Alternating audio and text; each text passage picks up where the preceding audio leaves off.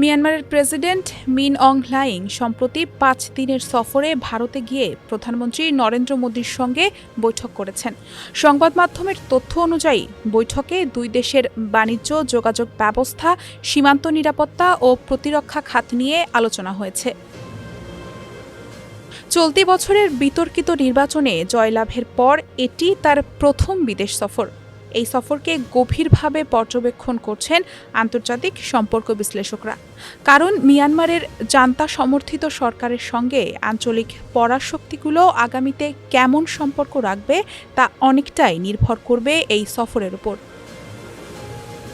ভারত ও মিয়ানমারের মধ্যে প্রায় ১,৫০০ কিলোমিটার দীর্ঘ সীমান্ত রয়েছে। ফলে মিয়ানমারের অভ্যন্তরীণ পরিস্থিতির প্রভাব সরাসরি ভারতের উত্তর পূর্বাঞ্চলীয় রাজ্যগুলোতে পড়ে।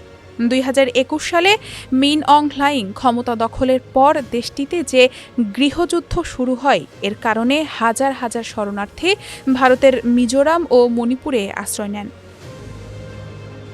গত জানুয়ারিতে মিয়ানমারে একটি নির্বাচন অনুষ্ঠিত হয় এবং তাতে জয়ী হয়ে গত এপ্রিলে দেশটির প্রেসিডেন্ট হন মিন অং হ্লাইং।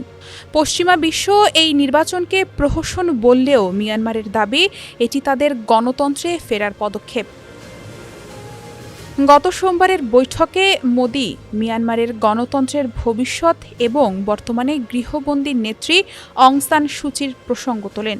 ভারতের পররাষ্ট্র সচিব বিক্রম মিশ্রি জানান, সম্পর্ক ছিন্ন করার চেয়ে আলোচনার মাধ্যমে মিয়ানমারের শান্তি ও স্থিতিশীলতা ফেরাতেই ভারতের আগ্রহ বেশি। বৈঠকে দুই নেতাই প্রতিশ্রুতি দেন কেউ কারো ভূখণ্ডকে অন্য দেশের নিরাপত্তা বিঘ্নিত করার কাজে ব্যবহার করতে দেবে না।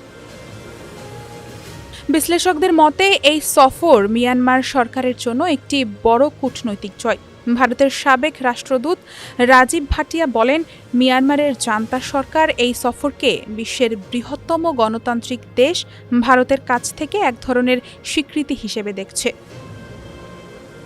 বর্তমানে মিয়ানমার সেনাবাহিনী দেশের ভেতরে বিদ্রোহীদের কিছুটা নিয়ন্ত্রণে এনে পশ্চিম সীমান্তের দিকে নজর দিচ্ছে।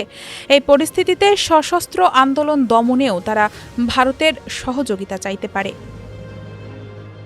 ডেস্ক রিপোর্ট, সমকাল।